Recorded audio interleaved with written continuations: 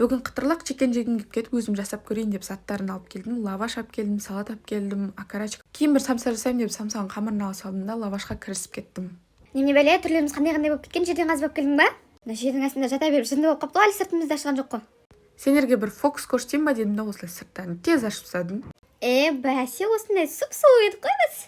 Точно мынау қуайын деген. Бір пәсте майдаланып кетіппіз ғой, не істейін деп жатыр, как обычно картошкаға бұлай турамайтын еді ғой. Картошка қуырмаймын, мен майға қуырам қазір сендерді дедім да. Ай, құтқарыңдар, мен жүзе алмаймын. Жүзе алмасаң өзім көмектесем. Бір пәсте солып қаппыз ғой. Енді кафедегідей қуыра алмаймыз, енді амал жоқ, солып тұрасың дедім да бір лаваштың алып жасауға кірісіп кеттім. Мен жаңадан келдім, мына үйдің ыдыстары сөйлей ма, қалай өзі? Иә, сөйлет, алдағы уақытта танысып аласың дедім да. Бірінші майонез, сосын кетчуп жақтың, жаңа қуырып алған окорочкамды салдым. Иә, біз сөйлейміз, қош келдің біздің арамызға. Таныстықтарың ұзаққа бармайтын сияқты, мен қазір бұны жеп қоямын ғой дедім да, ары қарай дальше жасауға кірісіп кеттім.